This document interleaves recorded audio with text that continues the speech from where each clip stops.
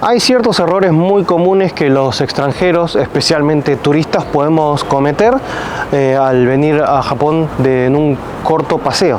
Y es así como muchas veces los japoneses terminan tomando una mala imagen de los extranjeros, como que tienen malas costumbres, que no tienen buena educación, porque hay cosas que son muy básicas de la cultura japonesa que se respetan y por ahí en otros países no sea tan así, la cosa sea más relajada. Yo soy Naka, esto es Zapatero Daylight y hoy vamos a hablar de cosas que pueden molestar mucho a los japoneses y tal vez no nos demos cuenta. El primero que voy a mencionar sí es un repetido de las cosas que no se deben hacer en Japón, pero es una de las más importantes y es el tema del ruido, que los extranjeros no se dan cuenta y hablan muy fuerte en transporte público, donde la gente viaja bastante en silencio. Y hay algo que, por ejemplo, está sucediendo un poco, que por lo que escuché hay casos de streamers que escuchan música con volumen alto en el tren. Y los japoneses vienen y le dicen que baje el volumen o algo y como que se empieza a pelear con las personas y parece que es algo intencional. Eso ya vendrían a ser pendejadas, pero claro, ahí está el caso de una persona que hace algo que sabe que a los japoneses les molesta, que los irrita. Que tengo amigos streamers y yo a veces y yo también streameo, pero tampoco somos tan pendejos, ¿viste?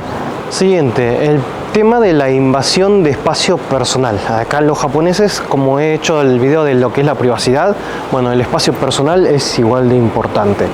Que te acerques demasiado a la gente.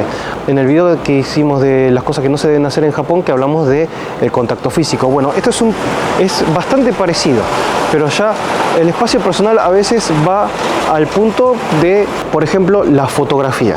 En el barrio de Harajuku, por ejemplo, es una zona donde era muy famoso el tema de los chicos visual kei, los estilos góticos que se juntaban en la estación de Harajuku y nada, se vestían, se maquillaban, todo.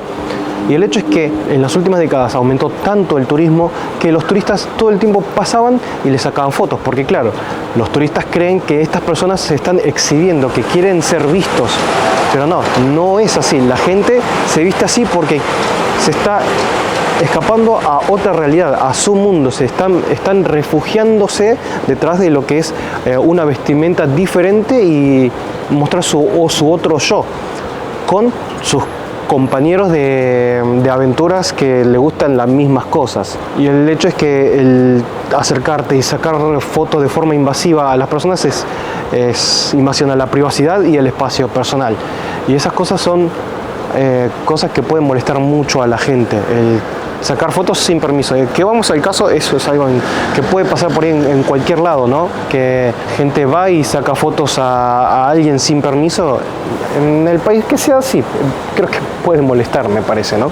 El pretender que los japoneses hablen inglés es algo que no se debe hacer, porque así es como algunos servicios, como restaurantes pequeños, atendido por gente mayor, termina diciendo que no quieren aceptar extranjeros por el hecho de que no se pueden comunicar.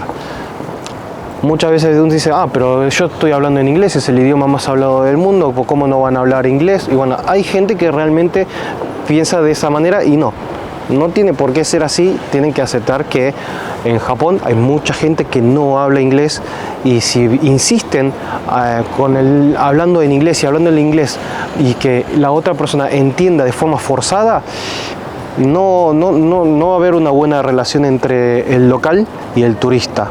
Yo no digo que la gente que venga de paseo a Japón, por ejemplo, tenga que aprender el japonés para ello, sino que simplemente traten de hablar con el inglés más simple, más corto y más expresivo, ¿no? O sea, tratar de usar un poco más de señas para hablar despacio, hablar como indígenas si es necesario, pero hablar con palabras sueltas que sean fáciles de reconocer para una persona que no estudió inglés, y ahí se puede hacer una comunicación dentro de todo amena.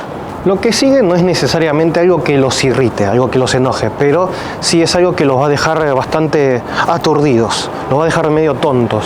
Y es pedirle al personal de, por ejemplo, un restaurante que modifique algo del menú.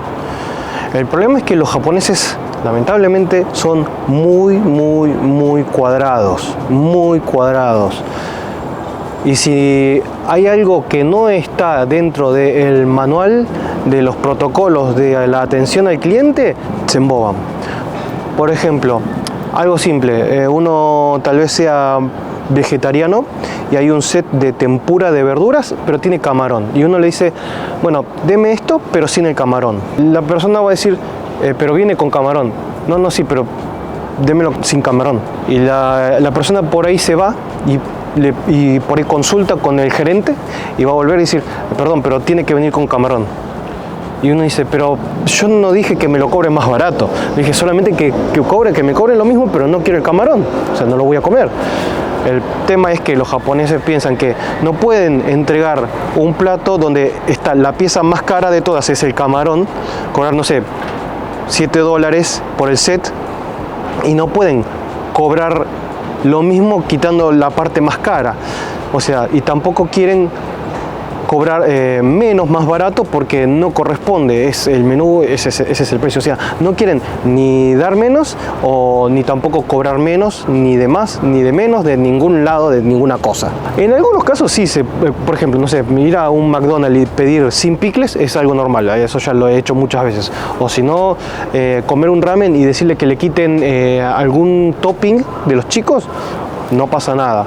Pero en la mayoría de los casos de restaurantes, pedirles que opciones, que modificar el menú y esas cosas es bastante imposible.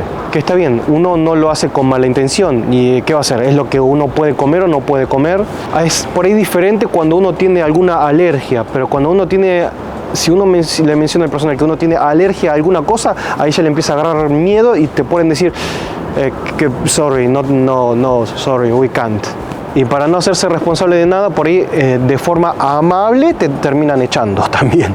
Cuando es, por ejemplo, opción vegetariana, son muy pocos, pero algunos restaurantes te dicen cuál es la opción vegetariana. Depende de qué tan acostumbrados estén a atender turistas. Como hay muy poco vegetarianismo en Japón, y es un poco complicado por ese lado.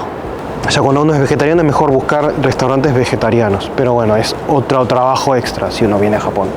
La que sigue es sobre leer el ambiente.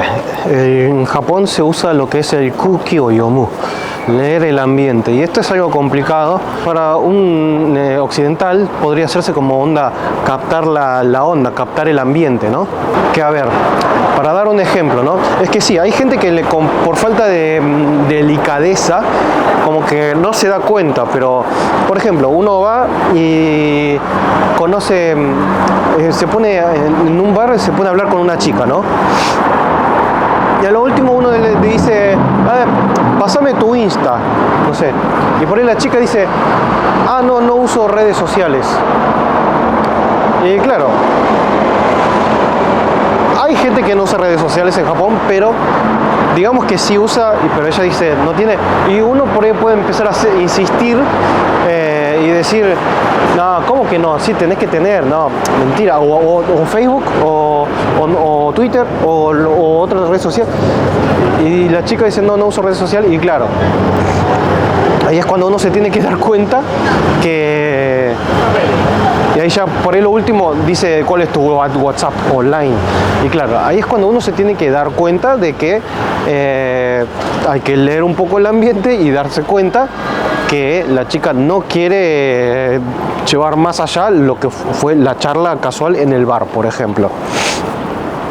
Que igual este es un caso que es muy fácil de cachar, ¿no? Es muy fácil de entenderlo, pero hay muchos casos en Japón de que hay que leer el ambiente y darse cuenta de algunas cosas. El tema es que muchos turistas por ahí no se pueden dar cuenta muy bien de cuándo hay que leer el ambiente o no.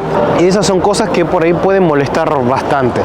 O por ejemplo, si estamos haciendo sobremesa en un lugar que normalmente no se hace sobremesa, como por ejemplo comida rápida, que es en una barra, terminamos de comer y empezamos a mirar el teléfono, por ahí el personal no suele levantar el plato de los clientes normalmente por ahí levantan el plato y lo ponen arriba de la barra, Pero en el caso nuestro, como estamos haciendo sobremesa, mirando el teléfono y eso, viene el personal y levanta el plato y trapea un poco el piso. Bueno, eso es una forma de leer el ambiente, que darte cuenta de que es un lugar de comida rápida, es un lugar para comer barato, rápido, rico e irse, y no es para hacer sobremesa.